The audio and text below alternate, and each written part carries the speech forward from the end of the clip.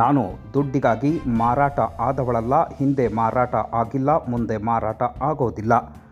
ಬಾಗಲಕೋಟೆಯ ನವನಗರದಲ್ಲಿ ಕೆಪಿಸಿಸಿ ರಾಜ್ಯ ಮಹಿಳಾ ಘಟಕದ ಪ್ರಧಾನ ಕಾರ್ಯದರ್ಶಿ ವೀಣಾ ಕಾಶಪ್ಪನವರ್ ಹೇಳಿಕೆ. ಜುಲೈ 1 ಮಧ್ಯಾಹ್ನ 3:30 ಸಂದರ್ಭ ಬಾಗಲಕೋಟೆಯ ನವನಗರದ ಪತ್ರಿಕಾ ಭವನದಲ್ಲಿ ಸುದ್ದಿಗೋಷ್ಠಿ ನಡೆಸಿ ಮಾತನಾಡಿರುವ ಅವರು, ಮತ್ತೆ ಬಾಗಲಕೋಟೆ ಲೋಕಸಭೆ ಕ್ಷೇತ್ರದಲ್ಲಿ ಹೊಸ ಅಧ್ಯಾಯ ಬರೆಯುವೆ ಎಂದು ಅವರು ವಿಶ್ವಾಸವನ್ನು ವ್ಯಕ್ತಪಡಿಸಿದ್ದಾರೆ. ನಾನು ದುಡ್ಡಿಗೆ ಮಾರಾಟ ಆದವಳಲ್ಲ, ಹಿಂದೆ ಮಾರಾಟ ಆಗಿಲ್ಲ, ಮುಂದೆ ಮಾರಾಟ ಆಗೋದಿಲ್ಲ. 8 ಕೋಟಿ ಕೊಟ್ಟರು, 10 ಕೋಟಿ ಕೊಟ್ಟರು, ಅದಕ್ಕೆ ಕಾಶಪ್ಪನವರ್ ನಾಮಿನೇಷನ್ಗೆ ಬಂದವರು ವಾಪಸ್ಸು ಪ್ರಚಾರಕ್ಕೆ ಬರಲಿಲ್ಲ ಎಂಬ ಆರೋಪ ಕೇಳಿಬಂದಿದೆ ಎಂದು ಅವರು ಈ ಸಂದರ್ಭದಲ್ಲಿ ಉಲ್ಲೇಖಿಸುತ್ತಾ ಮಾತನಾಡಿದರು.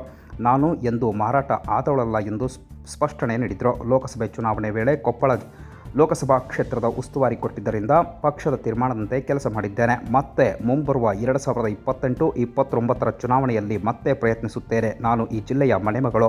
ನನಗೆ ಅಧಿಕಾರ ಇರಲಿ ಅಥವಾ ಬಿಡಲಿ, ಜನರ ಸೇವೆಗೆ ನಾನು ಸಿದ್ಧ ಎಂದು ಅವರು ಹೇಳಿದರು. ಇನ್ನು ಕಳೆದ ಲೋಕಸಭಾ ಚುನಾವಣೆಯ ಸಂದರ್ಭದಲ್ಲಿ ಬಾಗಲಕೋಟೆ ಲೋಕಸಭಾ ಕ್ಷೇತ್ರದ ಕಾಂಗ್ರೆಸ್ ಪಕ್ಷದ ಟಿಕೆಟ್ ತಪ್ಪಿ ಸಚಿವ ಶಿವಾನಂದ ಪಾಟೀಲ್ ಅವರ ಪುತ್ರಿ ಸಂಯುಕ್ತ ಪಾಟೀಲ್ ಅವರಿಗೆ ಟಿಕೆಟ್ ನೀಡಲಾಗಿತ್ತು. ಈ ಹಿನ್ನೆಲೆಯಲ್ಲಿ ಸಾಕಷ್ಟು ಗೊಂದಲ ಕೂಡ ನಿರ್ಮಾಣವಾಗಿತ್ತು. ಬಾಗಲಕೋಟೆಯಲ್ಲಿಂದು ಸುದ್ದಿಗೋಷ್ಠಿ ನಡೆಸಿ ಪರೋಕ್ಷವಾಗಿ ಸಂಯುಕ್ತ ಪಾಟೀಲರ್ಗೆ ವೀಣಾ ವಿಜಯಾನಂದ ಕಾಶಪ್ಪನವರ್ ಟಕ್ಕರ್ ನೀಡಿದ್ದಾರೆ. ಅದಕ್ಕೆ ಉತ್ತರ ಬೇಕಾಗಿತ್ತು ನನಗೆ. ಅದಕ್ಕೆ ಉತ್ತರ ಸಿಗ್ಲಿಲ್ಲ ಅಂತಂದಮೇಲೆ ನಾನು ಪಕ್ಷದ ಒಂದು ಹೈಕಮಾಂಡ್ನ ಒಂದು ಏನು ನಿದರ್ಶನ ಇತ್ತು ಅದಕ್ಕೆ ನಾವು ಪಕ್ಷದ ಚೌಕಟ್ಟಿನಲ್ಲಿ ನಾವು ಒಂದು ಹೈಕಮಾಂಡ್ಗೆ ಗೌರವವನ್ನು ನೀಡಿ, ಜೊತೆಗೆ ನಮ್ಮ ಎಲ್ಲ ನಾಯಕರು, ನಮ್ಮ ಇಲ್ಲಿರುವಂಥ ರಾಜ್ಯದ ನಮ್ಮ ಮುಖ್ಯಮಂತ್ರಿಗಳಾಗಿರ್ಬೋದು, ಉಪಮುಖ್ಯಮಂತ್ರಿಗಳಾಗಿರ್ಬೋದು, ನಮ್ಮ ಎಲ್ಲ ಜಿಲ್ಲಾ ನಾಯಕರು ಅವರ ಒಂದು ಅಪ್ಪಣೆಯ ಮೇರೆಗೆ, ಅವರ ಒಂದು ಒತ್ತಾಯದ ಮೇರೆಗೆ ನಾನು ನಾಮಿನೇಷನ್ಗೆ ಪಾಲ್ಗೊಂಡೆ.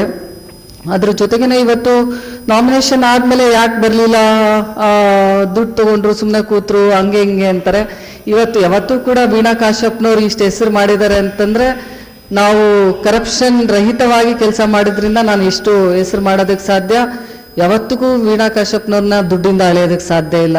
ವೀಣಾ ಕಾಶಪ್ಪನವ್ರ ಬೆಲೆ ಕೇವಲ 10 ಕೋಟಿ ಅಲ್ಲ, 20 ಕೋಟಿ ಅಲ್ಲ.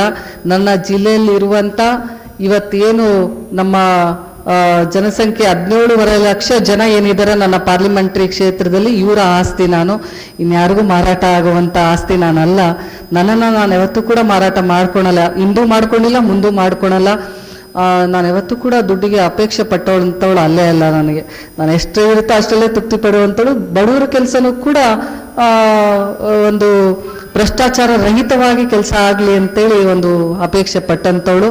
ಸುಮ್ಮನೆ ಆರೋಪ ಮಾಡ್ತಾರೆ, ಹಂಗಿದ್ರೆ ಕೊಟ್ಟಂತವ್ರು ಸುಮ್ಮನೆ ಬಿಡ್ತಿದ್ರೆ ಎಲೆಕ್ಷನ್ ಪ್ರಚಾರಕ್ಕೆ ಬರಲಿಲ್ಲ ಅಂದರೆ ಈಗ ಇಸ್ಕೊಂಡ್ರೆ ನಾವು ಪ್ರಚಾರಕ್ಕೆ ಬರಲೇಬೇಕಲ್ಲ. ಈಗ ಏನಕ್ಕೆ ಇಸ್ಕೋಬೇಕು ಹೇಳ್ರಿ? ಈಗ ನಮಗೆ ಟಿಕೆಟ್ ಸಿಕ್ಕಿಲ್ಲ ಅಂದಮೇಲೆ ಮುಗಿದೋಯ್ತು. ನಾನು ಖರ್ಚು ಮಾಡಿದ್ದೀನಿ, ಹೌದು. ನಾನು ಪಾರ್ಲಿಮೆಂಟ್ರಿ ಕ್ಷೇತ್ರಕ್ಕೆ ನಾನು 8ರಿಂದ 10 ಕೋಟಿ ನಾನು 5 ವರ್ಷದಲ್ಲಿ ಖರ್ಚು ಮಾಡಿದ್ದೀನಿ ಅಂತೇಳಿ ಅದನ್ನು ವಾಪಸ್ ಕೇಳುವಂಥ ಮನಸ್ಥಿತಿಯಳು ನಾನು ಅಲ್ಲ.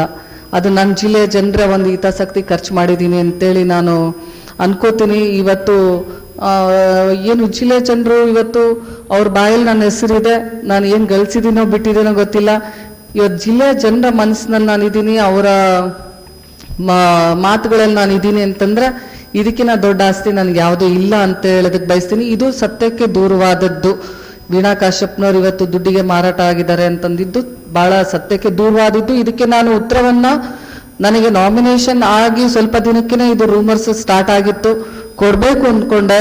ಕೊಡೋದ್ರಿಂದ ನಿಂತಂಥ ಕಾಂಗ್ರೆಸ್ ಅಭ್ಯರ್ಥಿಗೆ ಅಡಚಣೆ ಆಗಬಾರ್ದು, ನನ್ನಿಂದ ಪೆಟ್ಟು ಬೀಳಬಾರ್ದು ನಾನು ಕೊಡುವಂಥ ಸ್ಟೇಟ್ಮೆಂಟಿಂದ ಅಂತೇಳಿ ನಾನು ಎಲ್ಲೂ ಕೂಡ ಯಾವುದೂ ಸ್ಟೇಟ್ಮೆಂಟ್ ಕೊಡಲಿಲ್ಲ. ಇದಕ್ಕೆ ಕಾಲ ಬಂದಾಗ ಉತ್ತರ ಕೊಡೋಣ ಅಂದ್ಕೊಂಡೆ. ಕಾಲ ಇವತ್ತು ಬಂದಿದೆ, ಇದಕ್ಕೆ ಉತ್ತರ ಕೊಡ್ತಾ ಇದ್ದೀನಿ. ಯಾವತ್ತೂ ಕೂಡ ವೀಣಾ ಕಾಶಪ್ಪನವ್ರು ಪಕ್ಷ ಬಿಟ್ಟು ಮಾಡಿದಂಥವರೆಲ್ಲ, ದುಡ್ಡಿಗೆ ಮಾರಾಟ ಆದಂಥವರೆಲ್ಲ. ಪಕ್ಷ ಇವತ್ತು ನನಗೆ ಕೊಪ್ಪಳ ಉಸ್ತುವಾರಿಯನ್ನು ನೀಡಿತ್ತು. ಮುಂದಿನ ದಿನಮಾನದಲ್ಲಿ ಸೂಕ್ತವಾದಂಥ ಸ್ಥಾನಮಾನ ನೀಡ್ತೀನಿ ಅನ್ನುವಂಥ ಭರವಸೆಯನ್ನು ಅವತ್ತು ನೀಡಿದ್ದಾರೆ, ಮುಂದೆ ನೀಡ್ತಾರೆ ಅನ್ನುವಂಥ ಭರವಸೆ ನನಗಿದೆ.